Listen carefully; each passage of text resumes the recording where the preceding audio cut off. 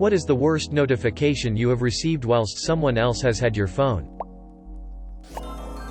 I was ordering food off of DoorDash on my ex's phone when she got a text from guy saying he couldn't wait to see her that weekend. She told me she was going to see her mom. Ouch. I have a friend who is an EMT that had a similar experience. When he went to work, he'd often take his iPad with him to play around on between calls. This time though, his girlfriend had forgotten to sign out of Facebook on it. So all of a sudden, the iPad starts going nuts with notifications. He looks and finds the reason is because his girlfriend was flirting and arranging a date with another guy. He didn't speak to her for the rest of his shift, and broke up with her when he got home, sending her back to live with her mother. She made a bunch of threats that she'd kill herself and she'd self-harm if he didn't stay. He told her too bad, wasn't his problem anymore.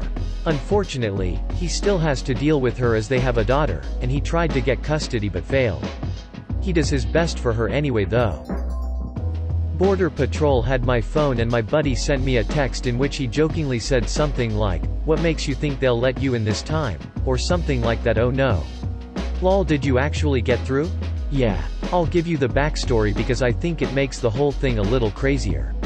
For starters, crossing into the States post 9/11 has had its moments, let's say that.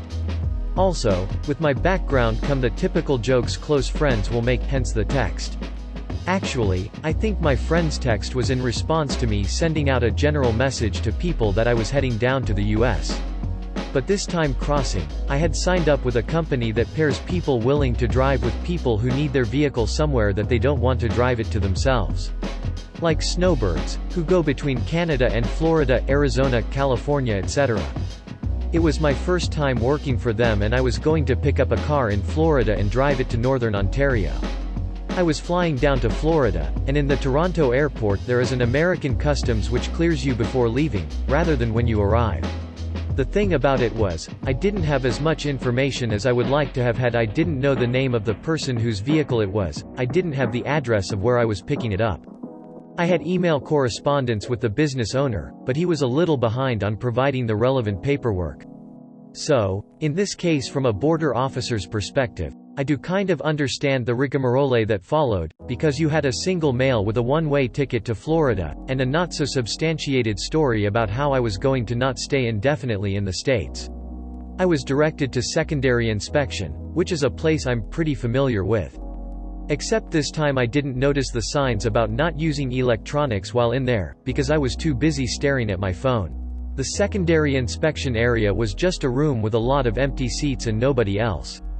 I waited for like 10 to 15 minutes playing around on my phone when the door I had entered opened and an officer who was probably preoccupied with something else passed through, noticed me on my phone and was like, "Hey, you can't be on that, give it here." So off goes my phone with the officer as they exit to another room.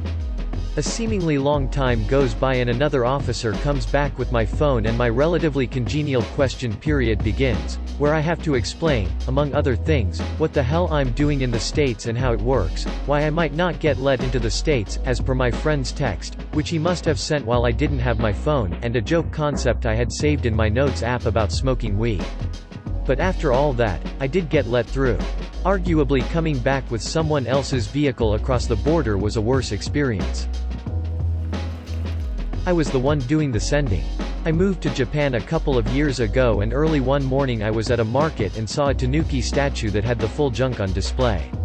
I took a picture of it and thought it would be funny to send my brother a message reading, "Unsolicited D-pic."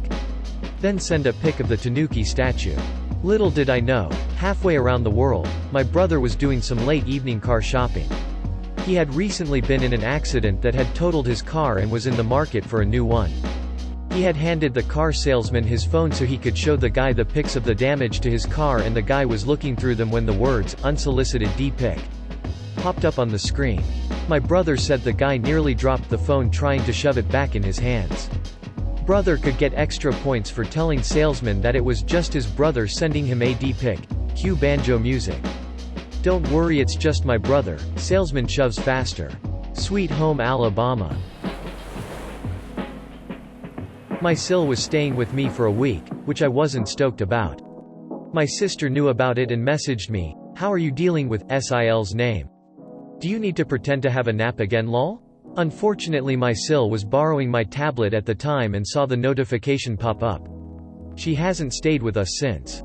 Task failed successfully. Most accurate use of that ever.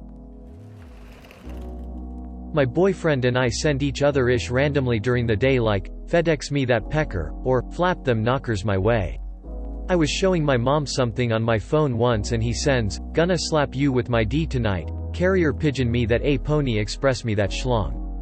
DHL them DSLs. A couple of years ago met a guy from Tinder in a pub for our first date. Things were going well, we were having a laugh and flirting.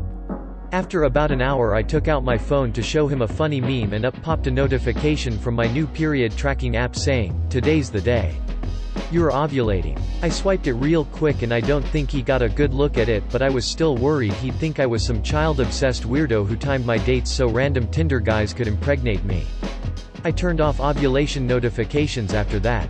Edit, and I was the sender once when I text my friend who was planning to break up with her BF, hope you're okay, how did Gary take the breakup? When Gary was using her phone and hadn't yet been broken up with. Sorry Gary. So how did Gary take it? Very badly. They had been together for 10 years and he was completely blindsided.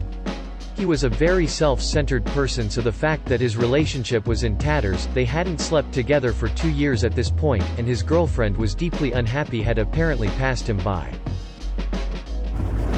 Not my phone, but a Hangouts notification that popped up on the screen while my new boss was standing behind me to train me on a new program.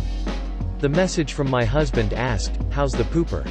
I was so focused on the task that she saw and read it before I did and collapsed to the floor in hysterical laughter. I read it and immediately lost it too. In tears from laughing we were frantically talking over each other, her trying to apologize for the unprofessional reaction, and me trying to explain that Pooper was our dog's nickname because he was getting over a bout of diarrhea. The rest of the office was so confused. Boss. Perhaps we should look at getting you one of our better padded models of office chair. Lays down a puppy pad under my desk. I was showing my grandma some pictures. She chuckled a bit and quickly handed me back my phone. I looked at it and saw that my boyfriend, now husband, had texted me saying, I hate it when I'm pooping and my D touches the water. Big D problems. We laughed about it, but my husband is still horrified by the thought of my grandma knowing about his big D problems. Well, no, the internet knows about his big D problems. The people that need to know are the ones designing the effing toilets. Years ago I was working at an Apple store as a genius technician, and was helping an older woman with her phone. This woman had to be in her late 60s early 70s, as sweet as could be, and was having some minor issues with her phone. I think it was battery life or something. So she hands me her phone, and just as she does, a message pops up with a picture of a toilet full of sh*t, and the message reads, how many times do I have to tell you to flush the effing toilet? Not knowing really what to do, I just hand it back to her and tell her she has a message. She takes the phone, half smiles, closes the message and hands it back saying, sorry about that sweetheart, my daughter can be a bit of a bit ***. I've had the reverse of this situation happen to me. I was using my flatmate's desktop Mac, and as iOS users will know, any notification you get on your iPhone will appear on-screen on all of your other Apple devices. I was on the computer in his bedroom while he was in the kitchen grabbing a snack, and he received a phone call from an unknown number. I saw this notification on his computer, which gave me the option to answer the call for him. I thought it would be funny if I took the call before he could answer it on his phone, meaning he would have to run through to his bedroom where I would be silently laughing myself to an early grave. I clicked to answer, expecting it to be some kind of cold call. The voice on the other end, amplified by my flatmate's gratuitous Sonos speaker setup, said, hello, this is the police. My soul left my body. I absolutely cannonballed out of his room, making the most apologetic eye contact I have ever made with a human being. Turns out he had been caught red-handed in a traffic incident on his way back from an interview, and they got his contact details from the dashcam footage of his registration plate. They were calling him in for some questioning. It was a wonderfully devious experience which I was absolutely not prepared for, and we have never spoken of it since. Thank you for supporting Ask Planet. I love you.